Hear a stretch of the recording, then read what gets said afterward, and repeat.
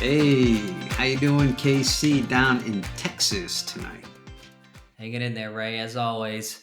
How are you Mhm. up in the cold north? Now I'm back in New England. Had a trip down to North Carolina. I think I mentioned that in our last podcast. Old mentor friend of mine. He's uh, he's having some medical issues. Hopefully not end of life stuff, but we'll see. But it was good to see him. Did my heart a lot of good. And back up north, back to doing a day job working, and back to hanging out with my main man, my Dallas connection, KC. So, what are we talking about tonight, KC? Well, tonight we have an important topic, a topic about safety. The topic tonight really is, Ray, what is in your go bag? Ah, So, first thing, can you define go bag? what is a go bag, huh? Well, when shit hits the fan and you need to bug out, so you need to get out of your house. A hurricane's coming, natural disaster. Chinese are coming from the Great White North of Canada. They decided to cross the border and come attack us. Uh, you got to get out of Dodge. So that go bag is you don't have time to think about it, and you need to go like now, right now, honey. Let's go. Jump in the truck, grab your go bag, look at your house, lock the door, turn the lights off, and leave. That's what your go bag is. Got it. Everyone So, should have a go bag. Never could have a rogue wave. We're here on the East Coast. I live on a little island, not Martha's Vineyard, not Nantucket. I'm not a hypocrite, but I do live on an island, and so you always got to be prepared to grab your go bag and go. So got it. And uh, how big would a go bag be? What should I be looking for as you far as the know, size of my go bag? depends, but if you go to like the NRA website and you join, they have all kinds of good little goodies you can take, and just like a duffel bag, you know, something that you would take if you were going on a 3 4 day trip, something you can easily grab, keep in your house. So you don't want it in the middle of the floor. You have company over, cocktails are had, and some lady trips and sues you because your go bag, sea bag is in the middle of the living room. But just duffel bag, you know, something that you can put your importance in and run. You know. So let's talk about some contents. I know you got a go bag, Casey. As a friend and a mentor, I think I brought you up pretty well. What's in your go bag? Of course. Well, I have a little bit of cash. Uh huh. You're never going to know what you need. Small bills, but enough. I'd say probably save about $1,000 in smaller bills in case you need to buy or I guess trade along the way Mm-hmm. to your destination. Got a little bit some silver coins because you're never gonna know when you're gonna need some kind of maybe if the paper currency is not working the way you're used to. And So something hard, tangible. yeah, Yeah. absolutely. May or Test of may time. Silver coins and gold coins. Yeah. can't be yeah, can't go wrong. You know, um, a few snacks for the trip along the way in case there is not an ability to stop. A couple, some bottles of water, things like that. Um, CB radio. So, of course, I'd have my cell phone with me, um, but you never know if the cell system, if there's some sort of attack where the cell system is down. It'd be nice to be able to communicate with people, locally, get the CB radio going. Sure. Um, Other than that, a pen and pad just in case you need to write something down. Yeah. Um, a little Yeah. map, north, south, east, and west. Um, in our scenarios, if something goes down, I'm basically going to have to pick a direction and go that way. So um, get the Yeah. get the map out, get ready. May or may not have a firearm of course, Mhm. follow all local and state laws. But if you need a go bag, probably those laws are off the table. So, it may make sense to have some sort of firearm with you to defend yourself. Cool. Cool. Well, that seems like a nice little kit. Um, Mine's a little more comprehensive, but I'm older and I got other issues too. And so, go bag. My go bag, obviously, some cash. And how much, I'm not going to tell people. Um, Enough to get you through a couple days. That's all. Because if you can't get situated in a couple days, you're probably screwed. You know, where you have silver coins to do some trading in case cash isn't the thing. I always look at what's the most popular ammo in the United States, and everyone's like, "Ugh." Well, the 22 is the most popular ammo. So I've got a little bag next to my go bag that's got ammo, and it's got quite a bit 22s. So I can always trade a box for, you know, leg of ham or something like that, or 5 gallons of gas, or whatever the hell I need to trade. So that's my trading commodity. There's 22 ammo. Um, then we have bottled water, like you. Got to have some fresh water. One of the other things that I have is it's this little straw that purifies water. So bottles only last so long. Uh, so you have to have it's 3 minutes without air, right? 3 hours without shelter, 3 days without water, 3 weeks without food. I think that was the numbers I've read a long time ago. So water's really important. You get to stay hydrated. Uh, I watched Bear Grylls one time on some TV show. And he had people urinating in a pot and mixing it with some water and snow and heating it up. I was like, you know what? There are times to say I'm gonna die, and I think when you start consuming your own urine, yeah, yeah, you didn't plan right. So uh, then I also have vitamins and my meds.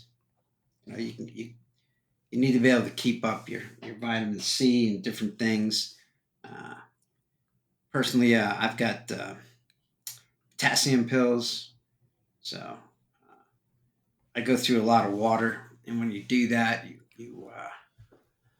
Bear Grylls would probably drink my urine and get a lot of excess potassium in his stomach because you pee the potassium out, and then you get cramps, and I can't deal with cramps, so I've got that. I got meds.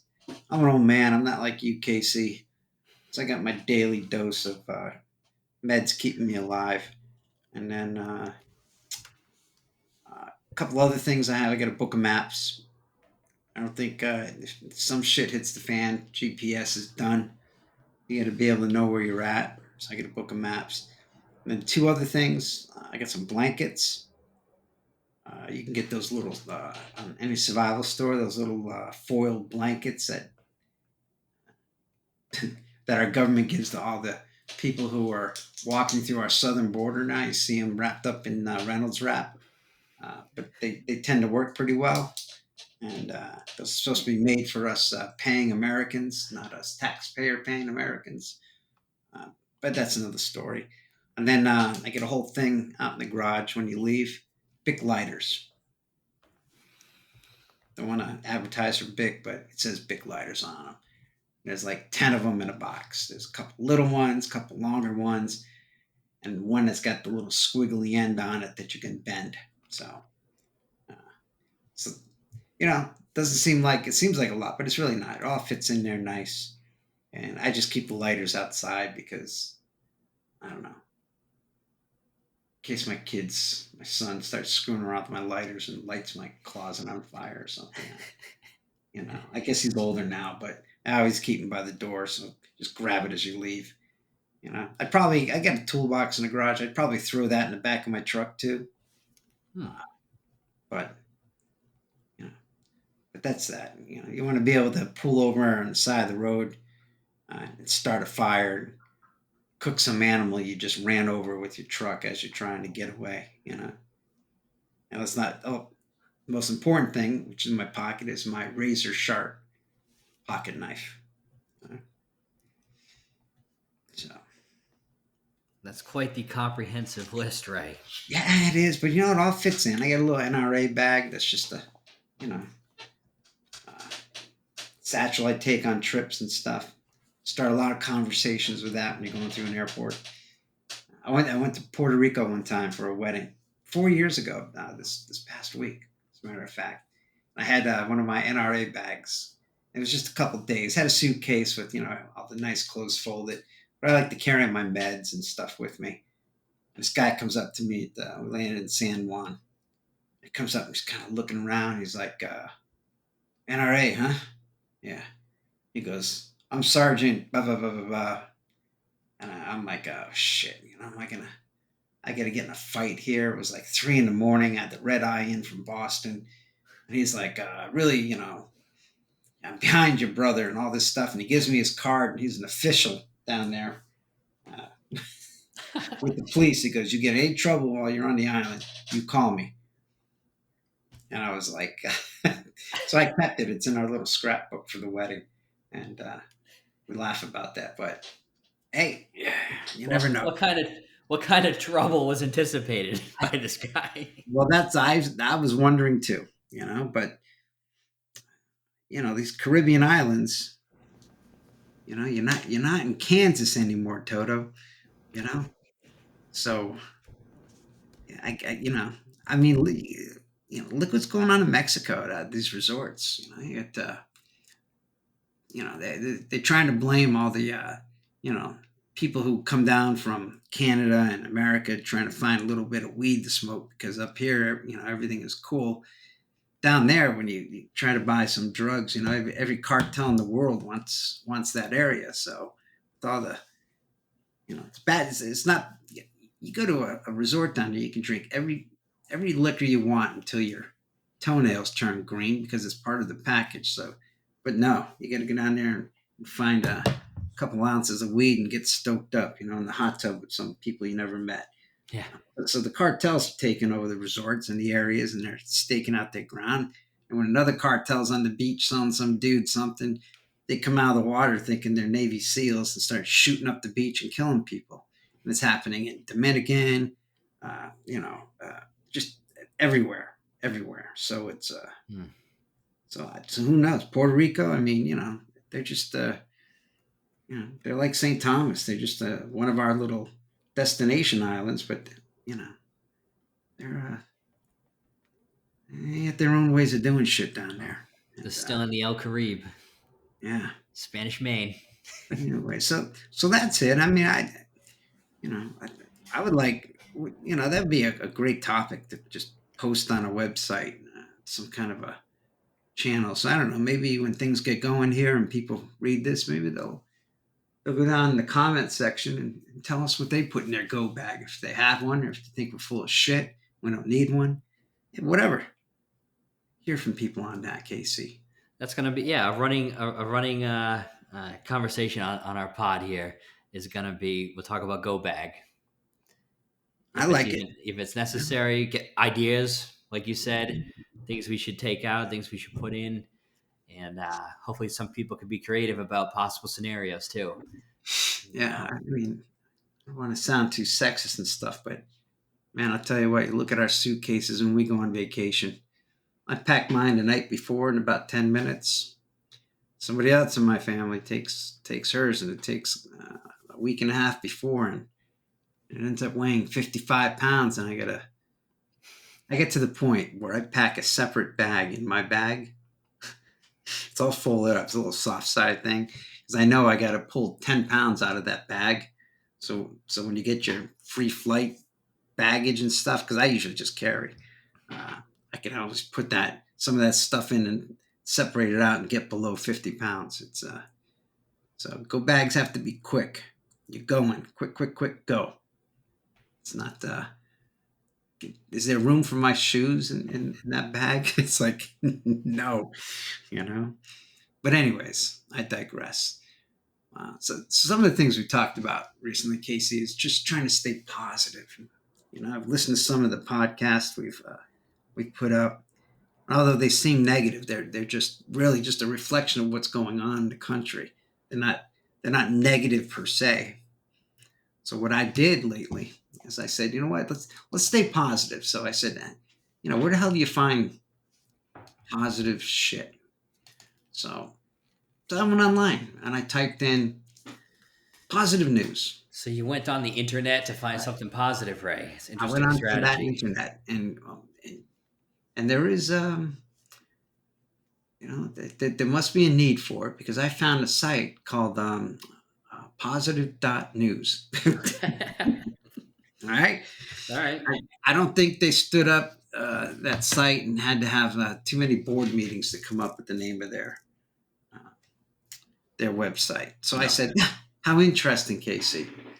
So I went on it, and I don't know. They even have a magazine. It's crazy. So I said, "Well, what the heck? It's 2023," and they have an article post that said, "What went right in 2022? The top 25 good news stories of the year." I went, "Bingo." Let me take a look at this stuff. And this is words, not written by, but words by Gavin Haynes. Um, Probably a pretty good dude. I don't know what Gavin's like. I didn't research him, but it's words by. So it's not written by. It's words by. Okay.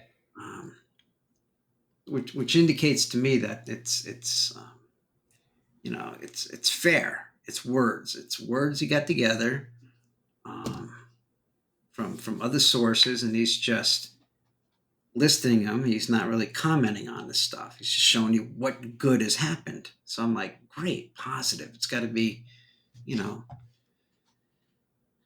Well, let's go down a few things, shall we, Casey? Yeah, let's start off. What do we got? Okay, so it's positive.news slash society and slash what went right in 2022, the top 25 good news stories of the year.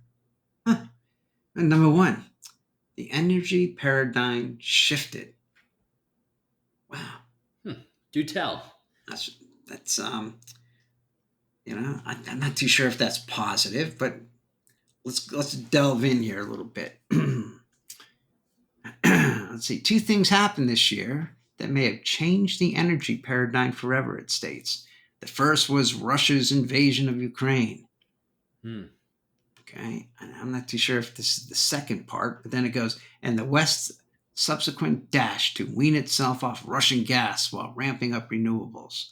So is it the invasion and our weaning, or is it the invasion and our weaning, and then going to renewables? I don't know. And then it says Putin's war was a historic turning point towards a cleaner future. Oh, so uh, so we must have decreased our use uh, of dirty fuels. Hmm. Well, that was stated by the International Energy Agency, which for the first time predicted global demand for fossil fuels would peak by the mid 2030s due to the conflict. 2030s. We're just at the beginning of the 2020s. These are quite the statements, Ray. They seem to be Ah, somewhat nonsensical. I don't know what's renewable about half of Europe having to cut down forests to burn wood. I guess you can grow more trees, but I'm not sure if that's the cleanest way to go about heating your house. Speaking of which, I just happened to had a conversation with an old friend of mine named Joe. Um, Nice guy. Worked with me when I was tech director at a certain school district years ago. And he said to me one time, we're talking, because I got the wood burning stove here, and we get wood and throw it in there, and I feel like I'm doing the world a favor. You know, wood just, I was told, absorbs the energy of the sun, and when you burn it, it gives it back out. Life is beautiful. And he says, well, actually, Ray, oil is cleaner burning than wood. And I'm like, well, how can that be? It's fossil fuels. You know, those dirty, wretched dinosaurs that, you know, sat there and died and all got together and made these oil filled fields for us to use, however it happens. So I went to the EPA's website and sure and shit, old Joe was right. Wood is more toxic than fossil fuels. Gives off more carcinogens and all kinds of other shit into the atmosphere. Would you believe that, Casey? Stunning. You And this must is be off the stunned like me. I was stunned at first. First of all, how the hell did Joe know that? I mean, what? what? what kind of bullshit is he reading? Man, I'm a child of the '60s and '70s. In college, I gave a speech. It was the only one I got like a B or an A on about fossil fuel burning and putting fireplaces in, and I couldn't believe it. I'm like, this can't be right. But hell, something, I don't know. Maybe he was taking a dookie somewhere and he had a magazine that was there and just popular science. I don't know, but yeah. So actually, this clean burning trees that Europe has to burn to stay alive during this Putin war is actually worse for the environment than oil. Go figure. And by the Unreal. way, who the hell broke the pipeline up there, the Crimea pipeline, with all that gas? That is the question, isn't it? How Yeah, many inquiring minds. Our mainstream media has kind of walked away from that one, huh? how So many entities on this earth are capable, a couple hundred feet below the water, deploying some kind of ordinance, and then has the ability to, you know, leave the area yet still detonate said ordinance? Like, what are we doing here? yeah, yeah. So it's yeah, I that can be tons of hours worth of podcasting and getting two more thumbs down on our podcast from people. But some people don't want to hear the reality of things, and I don't think this is really good news, positive news that they posted here. But let's go a little bit further. Let's Number keep moving. two, climate policies and litigation ramp up. Oh, Climate crisis came into a sharper focus in 22 with more alarming reports of extreme weather. I ain't going to get into this shit. All I'm going to say is there's a lot of people out there who jumped on a bandwagon. Um, you know, our frequency and intensity of hurricanes have not come up in the United States. Period. Um, the ones in Westpac, I can tell people what Westpac is. Google it. If you're a Navy guy, you know what that's about. But throughout Asia, theirs haven't increased. Hmm, you know, the only thing that's really increased, yeah, some carbon, CO2, not as much as there's been in the past in history. They've done core samples. Um, what they have found out, and not many people are talking about it, that it's called the Ring of Fire. It goes all the way through Asia and Hawaii and down South America. All those volcanoes underneath the water are erupting more than we are being reported. Some guys starting to report it now. I was listening to some podcast by Joe Bastardi. People hear that name and they're like, climate denier, climate denier. Yeah, he's not a climate denier. He's more of from what the way I listen to him, it seems like he's just more of a reason denier. So he doesn't really go by the reasons that people are talking about. That all our Ford pickup trucks and stuff are killing the earth. What he has done is he has read some research on the Ring of Fire volcanoes increasing. And he talks about, so how do you heat a bowl of soup? Casey, how do you heat a bowl of soup at home when you want a bowl of soup? oh my goodness! Put some soup in a bowl, throw it in the microwave, hit 2 3 minutes. You can maybe even put it uh, in a pot or pan. Put it on the stove. Stove could be electric or gas. Apply Mm-hmm. heat and then Mm-hmm. enjoy. Can't be gas soon, but we'll touch upon that that's some for other time. that's for another pod. So microwave, um, gas stove. How about this? How about taking your hair dryer uh, and just holding it over your bowl of soup for 5 minutes? I hadn't considered that. Seems a little inefficient. Inefficient. Well, but why? I mean, you don't think that would heat the whole ocean up or a whole bowl of soup up, right? I mean, I don't it's think you'll get the results you're looking for. you're not gonna. You absolutely aren't. So the air temperatures are not going to increase the water temperatures that efficiently. Um, we've only been on, like me, I've been on this earth a little bit longer than you, about twice as long as you. But as it relates to the earth, I am just not even a thought to the earth's existence and what I've done to it and what all of us have done to it over the last 50 years, 100 years, 120 years. We just, we don't.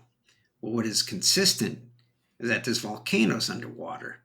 And the best way to heat your bowl of soup is to put that soup in a pan, put it on that gas burner or electric burner or whatever the hell you're using, and turn the heat on from below. And that's going to do a real good job. Heat rises. So that stuff's going to get heated and it's going to rise to the top. That's the way it happens. So, the door's been open. People are going to start talking about that, and we'll see what happens. So maybe that'll be part of the positive news, huh? But then again, they'll start talking about, the lava gods and stuff, and we'll start throwing virgins into volcanoes to stop that from happening. I don't know, whatever. We're only human.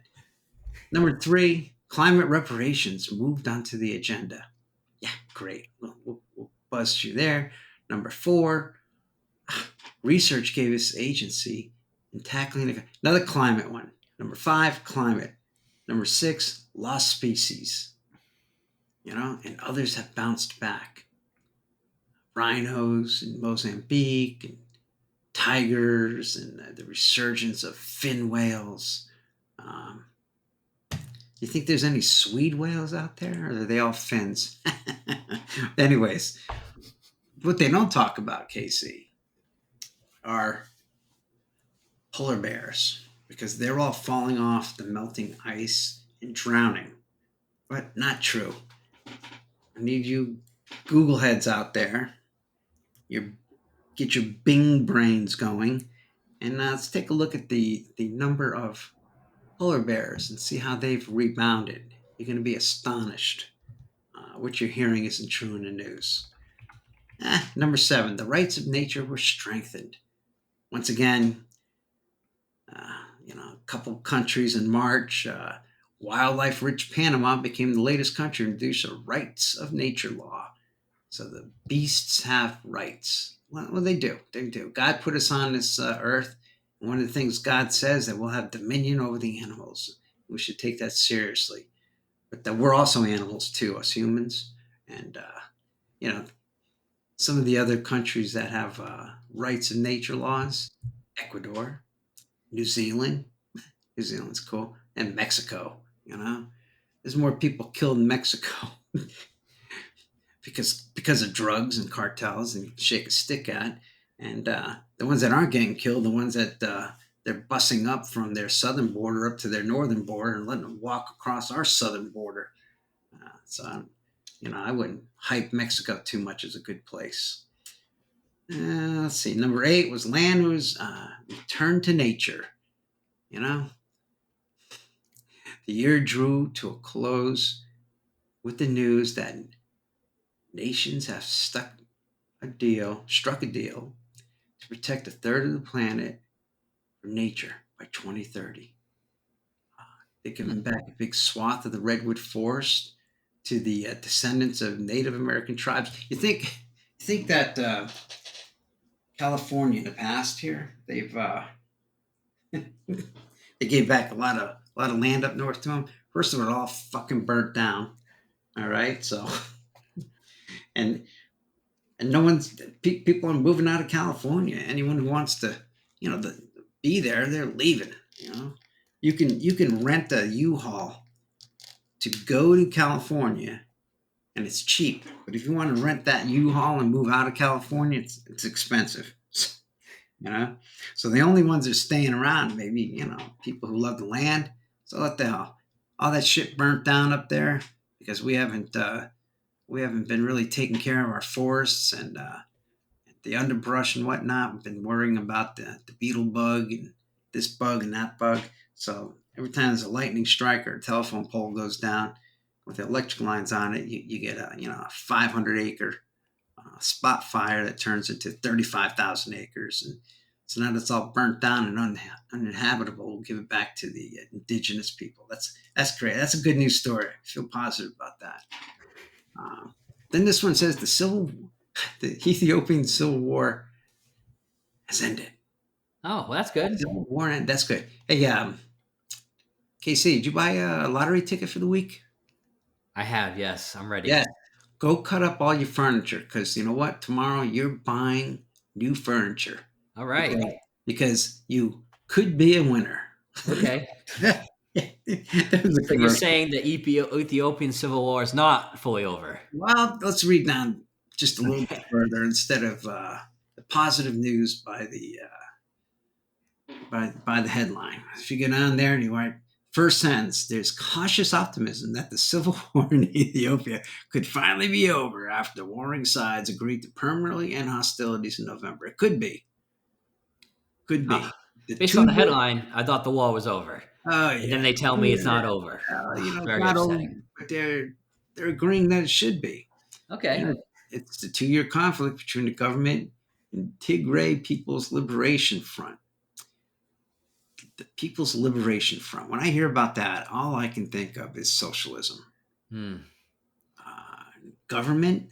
Since when has a government been able to be trusted? And People's Liberation. And I don't know who these people are in the liberation. I don't know. But you know what? Yeah, give me a call when the war's ended. All right. Hey, it's progress tackling cancer. Okay.